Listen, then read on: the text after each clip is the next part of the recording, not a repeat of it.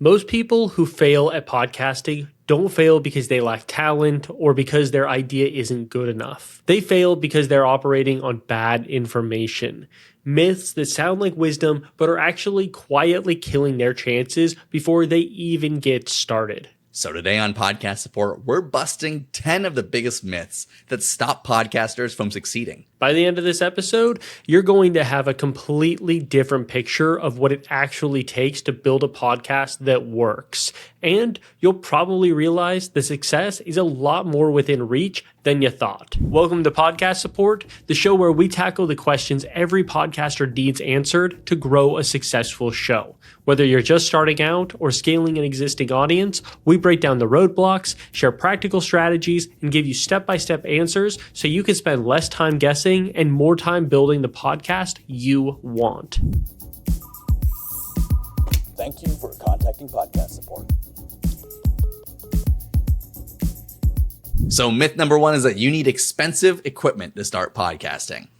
This is definitely not true. And while we don't recommend that you buy the cheapest equipment, you definitely don't need to be starting off your podcast journey with a super high-end tens of $1,000s studio. Yeah, this myth definitely comes from that easy clickbait for social media is testing out super expensive microphones.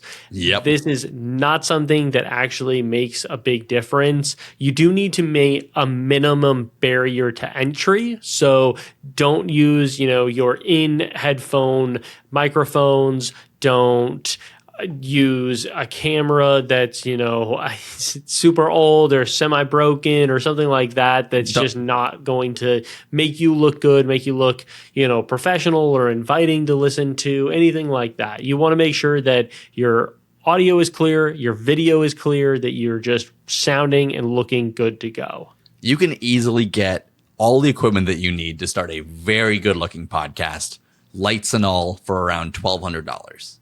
Yep. And if you wanted to go even higher than that and like have multiple people on camera or something, you can get that done for like $3,000, $4,000. You do not need to be spending huge amounts of money starting this off.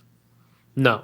And I mean, one of the biggest things is that oftentimes with podcasts, a podcast that looks too furnished, too, meticulously gone over, it can feel a little distancing. One of the biggest things about a podcast, the reason that people listen to it, is that they feel like they grow a relationship with the person, with the host, with the guests, with the, everyone who's on the podcast. And so you want to be able to maintain that. And one of the best ways is by making it feel human, by making it feel authentic. So our second myth is that you need a huge audience to be successful. A really dedicated audience of 1,000 people is absolutely going to do so much more for your career and your show than a wishy-washy audience of 10,000 people. I would rather have a small base of dedicated fans any day rather than some massive amount of people that are consuming my content here and there, but like never really super into it. Well, one probably just doesn't exist, right? That's also very true. I don't think there's any huge audience that's just semi-taking stuff in. That's not really how we work. So one is a complete myth because it just doesn't exist. The real one that exists is having an audience of evangelists who are going to go out and spread your message of your show and tell people to listen to it. And so that's the ball game is, can you get those people? And it can start with, can you find 100 people who will talk about your show to their friends and tell them to listen to it? And then you can balloon it from there. But you need to figure out ways that you can engage that audience. And if you're a business podcast, being really specific about who that audience is and actually capturing that ideal customer as your audience is wildly valuable. So myth number 3 is that you have to post on a strict weekly schedule. So let me start this one off by saying that I would recommend that you post on a strict weekly schedule. However, if that's going to stop you from starting your podcast and getting your podcast off the ground, then forget about it and do the podcast and just post when you can. Post as consistently as possible, because in a year or two, you're going to be so much more grateful that you started your like every other week or once or twice a month podcast rather than having waited. One of the things that you will learn over time by doing a podcast is how to be better at doing a podcast, how to be more consistent, how to be a better host, how to do all of those things just better. And it's because you need that repetition. You need it to become second nature where you don't have to be micromanaging every little thing and you're not having the same errors come up over and over again that just making a podcast a headache. And so if it means that in the beginning you're figuring out the technical side, the creative side, all of those things, and that leads towards less consistent posting, that's okay. That's totally natural. That's a totally normal thing to have happen. Oh, yeah. What I would say, though, is that that's okay as long as your goal is sustainability. Is that how do I keep this going? If it's a feeling within yourself of making something perfect, if it's any type of perfectionism, or it's okay, well, I just didn't make the time for it. And it's a little bit of, laziness is a harsh word, but some type of laziness, or letting other things come up and take priority. If it's those three things, then I'm out. You are allowing for the podcast not to happen. And so those would be the things where I'd say, okay, if it's any of those three, recognize it and alter your headspace. Figure out how you can get to consistency at that point, because that might be the barrier you need to break through. But if it's just, hey man, I'm making this, but I have an off week and I'm not able to get something posted, okay, totally understandable. Solve that problem and figure out how you can make it more sustainable in the future. Myth number 4 is that longer episodes equals more value. And I feel like there's a lot of thoughts online, especially with people who are new to creating content, that either your podcast needs to be 1 to 2 hours long, because that's what all the biggest podcasts are, or it needs to be incredibly short because no one has any attention spans. And there's no room for anything in the middle. And the truth is, your podcast should be as long as it needs to be to deliver the value that you have to give. Yeah. And if that's 10 minutes, that's 10 minutes. If it's 30 minutes, it's 30 minutes. And you shouldn't try to stretch it, but you also shouldn't try to force it to be shorter than it should be. I agree, but do you listen to any podcasts that are, even 15 minutes or less? Yeah, I do. What podcast? A podcast called Entrepreneurs on Fire. Okay. Fascinating. And how long are their episodes? I think they tend to be 15 to 30 minutes long. Oh, okay. I said less than 15 minutes. Oh, I thought you said 15 minutes. I said 15 minutes or less. Oh. Let me see. Which if they sound like they're more than 15 minutes. The AI Daily Brief is one that I listen to that's less than 15 minutes. Okay. Do you still listen to that? Yeah. Okay. Why? I don't know. I'm just curious. I'm just trying to get to the solution here. I'm trying to find Entrepreneurs on Fire. Okay, well, you look that up because I think that podcasting is naturally a bit of a longer form. People come to it expecting a more long form conversation. And so I totally agree that it's, okay, how long is valuable? But you have to have a really specific audience, which you should always have a specific audience, but you have to have a really specific audience to make something less than 15 minutes. Like there's this podcast, the Good News podcast, and it's by the Cards Against Humanity company. And their episodes are like 3 minutes long. And I checked one out and I just was like, I just don't understand the point of this podcast. It's kind of too short for me. And so then I just, I kind of moved on because it was just sort of like, well, I'm not getting much value. It's only about like, okay, here's a piece of good news that happened in the world, which is cute, but isn't actually truly that valuable to me. So I would just say when you're doing this, you got to make sure, yes, that the value is high, but also that like you have enough time to build a rapport with your audience, things like that. And so most podcasts, they can be cut down to less than 15 minutes, but I don't know. I would say probably that sweet spot is 15 to 45 / an hour. That's super fair. So first of all, Entrepreneurs on Fire is a 20 to 30 minute podcast. Okay. And AI Daily Brief has gotten longer than I remembered it being. It is now 25 minutes per episode, sometimes 30. I think here's my point is that imagine if that daily good news podcast felt the need to be an hour long and they made the daily good news an hour long podcast every single day. Yeah. Do you think that would be good or like in any way help their?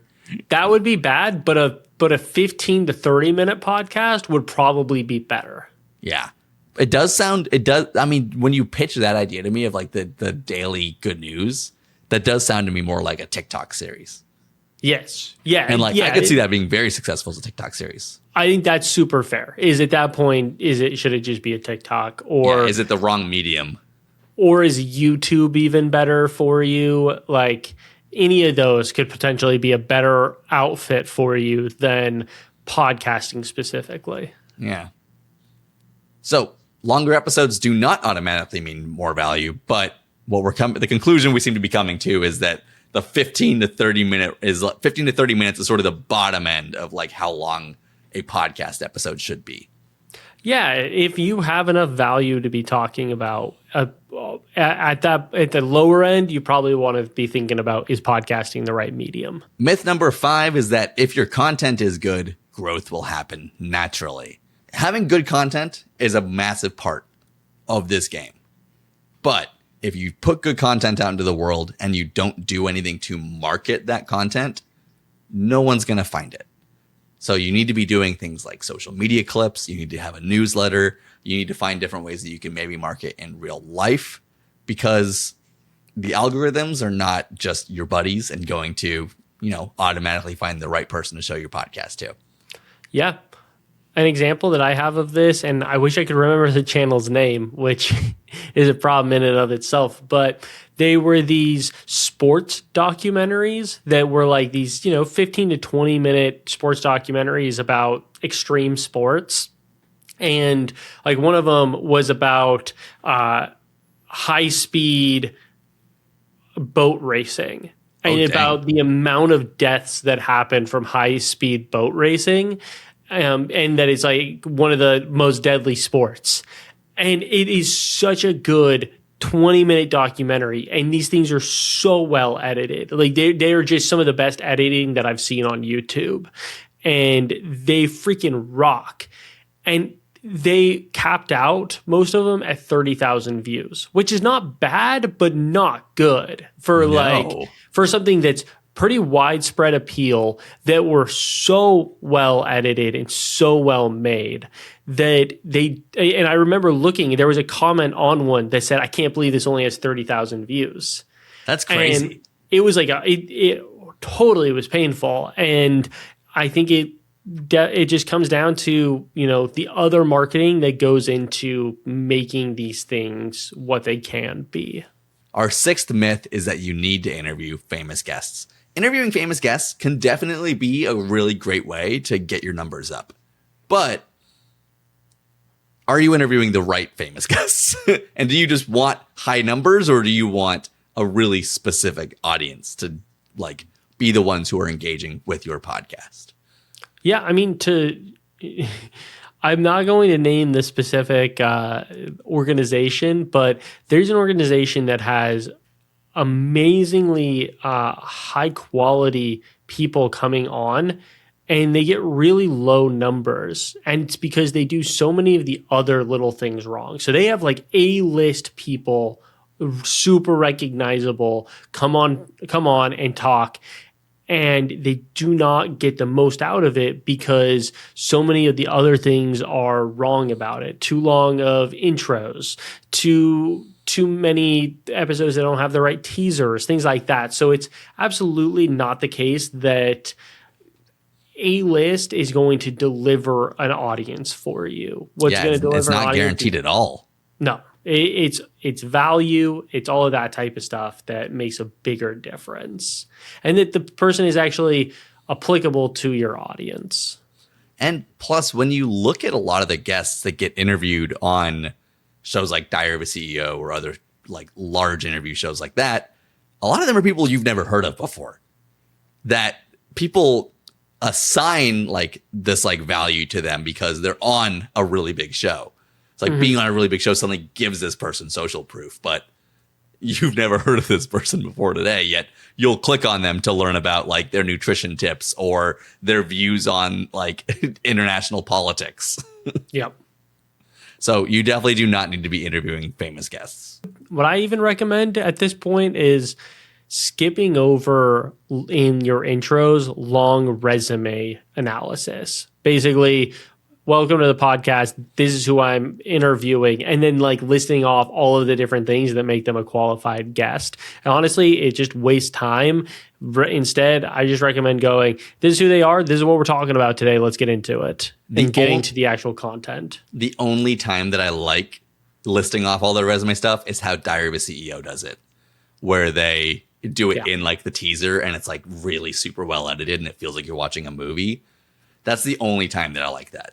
Yeah. Other than that, like, I agree. Give them a title at the bottom of the screen. Just put their qualifications on with text on the bottom of the screen or something. We don't need to be taking time talking about it because people want to get into it. Myth number 7 is that once you hit a certain episode count, things take off. There is no set number that once you hit it, suddenly your podcast is going to be a hit. Your podcast could absolutely be a hit on episode number 2, or it could be a hit on episode 50, or it could be a hit on episode 473. As an example, a channel that is not, they're not a podcast. They have a podcast, but their specific channel is not a podcast. It's a YouTube channel. Is this channel Kill Count that does like horror based stuff, but they were a near instant success. He started it and only like a couple months later, they blew up. And the reason was because he made an episode about Friday the 13th, right as a Friday the 13th video game came out. And it just happened to be synchronous and like it wasn't a plan of his or anything. He just happened to put out content that matched exactly what the appetite was from the internet and it blew up. And so, maybe it's something to be thinking strategically about, but the bigger thing is just really a lot of the times it's about timing and you can't always choose that timing. Myth number 8 is that you need to be an extrovert or naturally great on the mic. The truth is that there's so many different ways to be a podcast host. And number 1, naturally great on the mic isn't a thing. It's practice. Some people are just like, they sit down and they can talk into a mic and they've never had to practice a day in their lives.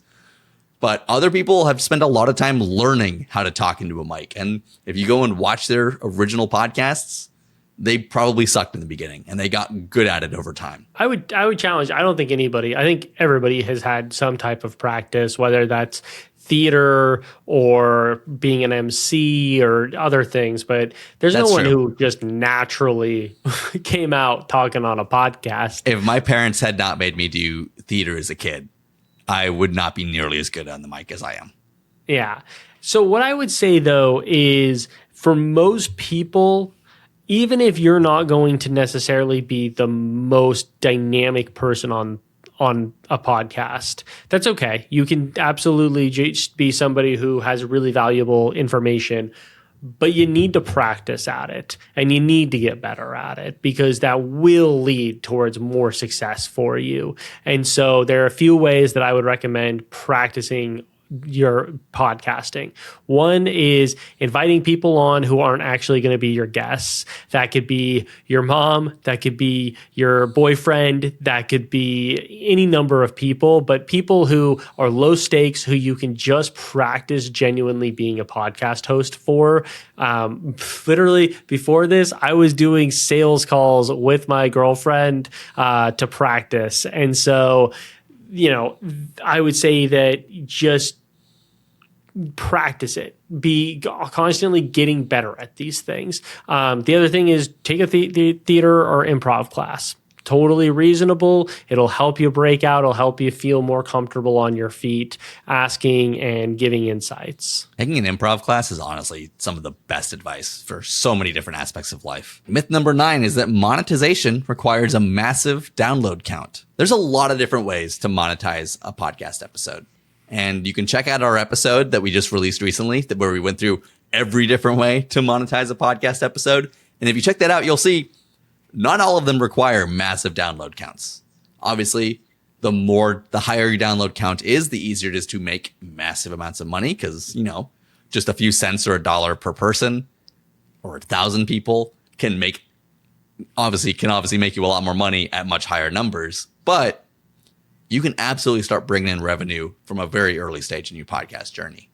And you can use your podcast to support a larger business and grow your profits in that business through your podcast. It's all about making sure that you're offering value that people think is financially worth it. And so, yeah, I'd say watch that other video for a complete list. But, one of the things that I'd say is sponsors are great, but you never want to be over reliant on sponsors. And so they're always a piece of it that you can eventually get to, but you want to be focusing on monetizing way beforehand. And myth number 10 is that podcast success happens fast or not at all. You definitely cannot tell in the beginning stages of a podcast whether or not it's going to take off. Mm-hmm. Like we said earlier, there's no specific episode count. You don't know exactly when it's going to be. It could be fast. It could be way later in the growth stage. But thinking that because I've hit episode 30 and my podcast hasn't worked yet, I should quit is a huge mistake. I'll say, it's easy to get disheartened. And so do not feel like you're alone if you feel like, oh, I've made this thing, I've been putting so much effort into it and I'm just not seeing a result. I feel like I need to throw in the towel. You're not alone on that. That happens to every podcaster. What I would just say is hold on, figure out ways to make it more sustainable. Don't burn yourself out. So if something's not working, don't just keep hitting your head against the wall. Find ways to come at it with a different approach and find new energy, but keep going because it really is not that it's going to all fall into place in one episode. It's going to be something that you're building up momentum. You're creating that snowball that then turns into an avalanche. Yeah, you really want to be you really want to be looking at your analytics and looking for consistent growth. So it doesn't need to be that suddenly everything spikes and now you're getting millions of views. It can be that you start off with 5 views and that you average per episode. Then you start averaging 10 views per episode, then 15, 20 views, 30. And it can keep growing like that until eventually you're getting hundreds to thousands of views. And suddenly that will change your life. But you need to be just looking for that consistent growth. Don't just expect it to suddenly skyrocket. So those are 10 myths for podcasting. I recommend really focusing down on those and figuring out which ones you're currently believing that you could adjust and change. And go ahead and make sure you subscribe to our YouTube channel. And if you're listening on Spotify, go ahead and give us a follow and rate us 5 stars. Thank you for contacting podcast support.